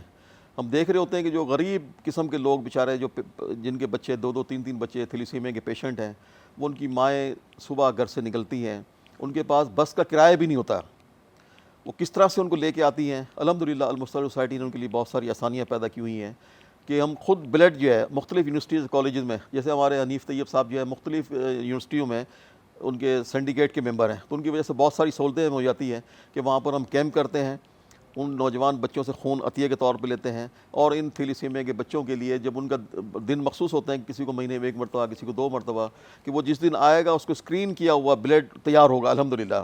اچھا مجھے یہ بتائیے کہ جیسا کہ آپ نے بتایا کہ ان کو بلڈ کی ظاہر تھیلیسیمیا کے پیشنٹ کو ضرورت ہوتی ہے, ان کی ایج لمٹ کتنی بچتی ہے جب یہ پیدا ہوتے ہیں, اس کے بعد کتنے ٹائم تک سروائیو کر پاتے ہیں؟ اب تو تھوڑی سی ایج, جیسے میں نے ابھی وقفے میں بھی آپ کو بتایا تھا کہ ان کی ایج 22, 24, 25 سال تک ہو گئی ہے. بعض بچے 12 سال, 14 سال, 16 سال, 18 سال میں وہ انتقال کر جاتے ہیں, اور یہ والدین کے لیے انتہائی تکلیف دہ عمل ہوتا ہے کہ وہ پیدائش سے لے کے اور وہ روزانہ کی اتنی تگ و دو کرنے میں, اتنی محنت مشقت کرنے میں اور اتنی اذیت اٹھانے میں وہ گزارتے ہیں, اور ان کو یہ بھی پتہ ہے کہ ہمارا بچہ یہ جوانی سے پہنچنے سے پہلے جو ہے نا وہ ہم سے جدا ہو جائے گا. تو والدین بڑے, میں ان کو خراج تحسین پیش کرتا ہوں کیسے ماں باپ کو کہ جو اپنے اولاد کے لیے خدمت سر انجام دیتے ہیں. ان کی والدہ صبح 9 بجے 10 بجے پہنچتی ہیں, اور وہ 3-3, 4-4 گھنٹے جب تک بلڈ لگ رہا ہوتا ہے وہ اس کے ساتھ بیٹھی رہتی ہیں, ان کو بہلاتی رہتی ہیں ان کو. اور ہم نے بھی ایسے مواقع ان کو دیے ہوئے, بچوں کو جوس پلا رہے ہیں, ان کو دوپہر میں کھانا کھلا رہے ہیں. جو مائیں اور والدین ایسے جو بچوں کو جو افورڈ نہیں کر سکتے ان کو کرائے کی مد میں بھی دیتے ہیں, ان کے والدین جو آتے ہیں ان کو بھی کھانے کے دیتے ہیں. اور جو بچے عام طور پہ جن کو بلڈ لگتا ہے اس میں آئرن کی جسم میں بڑھ جاتا ہے, تو الحمدللہ ان کو آئرن ڈیزالو کرنے کے لیے جو کئی ہزار روپے کا انجیکشن آتا ہے وہ بھی ہم ان کو لگاتے ہیں. ان کی تلی بڑھ جاتی ہے اس کا بھی علاج کرتے ہیں. وہ بچے اگر کسی بھی بیماری میں مبتلا ہوتے ہیں تو ہم اپنے ہاسپٹلائز بھی ان کو کرتے ہیں, اور ان کے والدین کو بھی علاج معالجے کی سہولت میسر. ملٹیپل بیماریاں ظاہر ان کو لگتی رہتی ہیں, اور جیسے کہ غفار بھائی نے بتایا کہ جی اگر ایک ٹیسٹ کرا لیں تو بھائی خدا اب اتنی زیادہ اویئرنیس بڑھ رہی ہے. اور میں یہ کہتا ہوں کہ ویسے ہر چیز کی ہمیں اویئرنیس ہوتی ہے, موبائل میں کیا ہو رہا ہے, کہاں کیا چل رہا ہے, تو اس چیز کی بھی اویئرنیس بڑھانی بھی چاہیے. اور خاص طور پہ کزن میرجز میں, جبھی کزن میرجز ہوں تو ایک تھیلیسیمیا کا ٹیسٹ کرا لیں تو اس بڑی پرابلم سے آج آپ بچ سکتے ہیں. محسن بھائی, ایک سوال مجھ سے کسی نے پوچھا تو میں نے کہا میں محسن بھائی سے کلیئر کروں گا کہ اگر بندہ نہا رہا ہے تو نہانے کے بعد کیا وضو کرنا ضروری ہے؟ اچھا, سب سے پہلی بات, نہانے کے بعد وضو کرنا تو ضروری نہیں, کیونکہ نہانے کے بعد جو غسل جب آپ کرتے ہیں 3 فرائض ادا کرتے ہیں تو آپ کے وہ سمجھے آپ کا وضو ہو جاتا ہے, کیونکہ اس میں آپ کا 3 فرض غسل کے ہیں. سب سے پہلا ہے کلی کرنا, ناک میں پانی ڈالنا اور پورے جسم میں پانی بہانا, تو اس کے بنا پر آپ کا وضو ہو جاتا ہے, ضرورت نہیں. لیکن سنت رسول ہے نہانے سے پہلے, یعنی کہ ہاتھ دھونا, پرائیویٹ اعضاء کو صاف ستھرا کرنا اور وضو کرنا. تو سنت رسول یہ کہ پہلے وضو کر لیا جائے، لیکن اگر کوئی وضو نہیں بھی کرتا اور غسل کر لیتا ہے تو وہ نماز بھی پڑھ سکتا ہے، قرآن بھی پڑھ سکتا ہے، اس کا وضو ہو جاتا ہے۔ لیکن اس میں شرط یہ ہے کہ وہ کلی بھی کرے اور ناک میں پانی بھی ڈالے۔ 3 شرائطیں ہیں غسل کی، اگر یہ شرائط پورے نہیں ہو تو غسل بھی نہیں ہوگا۔ ٹھیک ہے، لوگوں کو یہ بھی نہیں پتا ہوتا کہ غسل کی 3 شرائطیں، وہ بس سمجھتے ہیں پانی پانی ڈال ڈال دیا دیا، جائے جی جی۔ اور پاک ہو گئے۔ دریاؤں کے پانی سے وہ نہا لے تب بھی پاک نہیں ہو، کہ 3 فرض نہ کرے۔ پہلا فرض کیا ہے کہ وہ کلی کرے گا، یعنی کہ پورے جو حلق میں سے پانی ڈالے گا۔ دوسری شرط کیا ہے، ناک میں جو ہے اس میں ناک میں پانی ڈالے گا۔ تیسری شرط کیا ہے کہ پورے جسم میں، یعنی سر کے بال سے لے کر یہ جو پاؤں کی جو انگلی چھنگلی ہے اس تک پورا یہ آپ کا بدن گیلا ہونا چاہیے، کوئی جگہ خشک نہ کرے۔ یہ 3 فرائض مکمل ہوں گے تو اللہ تعالیٰ آپ کے وضو کو اور نماز کو قبول فرمائے گا۔ بالکل، کیونکہ عموماً جو لوگ کنفیوز ہوتے ہیں، جن کو اتنی نالج نہیں ہوتی، وہ سمجھتے ہیں کہ جی نہا لیے تو ہمارا غسل ہو گیا۔ نہیں، اس میں آپ کو کلی کرنا اور ناک میں پانی ڈالنا ضروری ہے۔ سدرا، کوئی میسج دینا چاہیں گی آپ دیکھنے والوں کو؟ صبر شکر سے ریلیٹڈ کسی بھی ریلیٹڈ آپ میسج دے سکتی ہیں۔ صبر شکر سے ریلیٹڈ بس اتنا ہی کہوں گی کہ جو ہے اس میں شکر کرنا سیکھیں، اور اس آگے بے شک آپ چاہیں، اچھی بات ہے کہ آپ خواہش مند ہیں اور اس کے لیے محنت کریں، لیکن جلد بازی نہ کریں۔ ہمیں جو جلد بازی آ گئی نا اور ہر کسی کی ریس میں لگ گئے، اس کو جو ہے نا چھوڑ دینا چاہیے، مٹیریلسٹک نہ بنے اور بس صبر شکر کے ساتھ اپنی زندگی گزاریں۔ بالکل جی، صبر شکر کے ساتھ زندگی گزاریں، غصہ بھی اپنا کم کریں۔ غفار بھائی، آپ کوئی پیغام دینا چاہتے ہیں دیکھنے والوں کو؟ میرا پیغام یہی ہے کہ دکھی انسانیت اس وقت بہت زیادہ پریشانی میں ہے، بے شک بہت مہنگائی عروج پہ ہے، کہ لوگوں کو 2 ٹائم کا کھانا بھی ان کو میسر نہیں ہے۔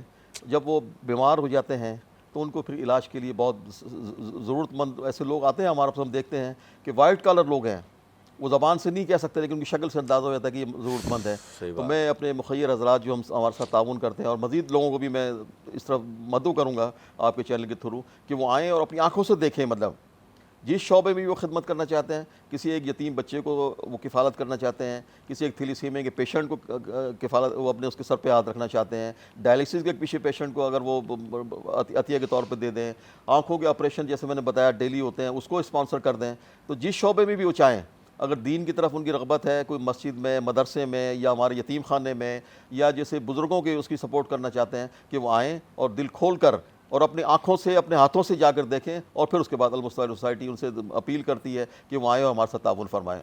بالکل جی، ہماری نشست کا وقت جو ہے آج ختم ہو گیا۔ آج بات ہو رہی تھی صبر اور شکر کے حوالے سے۔ اس نشستوں کا مقصد یہ ہوتا ہے کہ ان میں جتنے بھی ہم ٹاپک ڈسکس کرتے ہیں یا کوئی بھی بات کرتے ہیں اس سے آپ لوگ کچھ نہ کچھ سیکھیں، کیونکہ میں بیٹھ کے خود بھی یہاں سیکھ رہا ہوتا ہوں، تو کوشش یہ ہوتی ہے کہ آپ بھی کچھ سیکھیں۔ اگر کوئی ایسی چیز جو آپ کی زندگی میں تھوڑی بھی تبدیلی لے آئے گی تو سمجھ لیں جو ہمارے یہاں بیٹھنے کا مقصد ہے وہ پورا ہو جائے گا۔ ہماری نشست کا وقت ختم ہو گیا ہے۔ کل انشاءاللہ تعالیٰ دوبارہ ملاقات ہوگی۔ اپنے میزبان سید شہریار عاصم کو اجازت دیجیے۔ پاکستان زندہ باد۔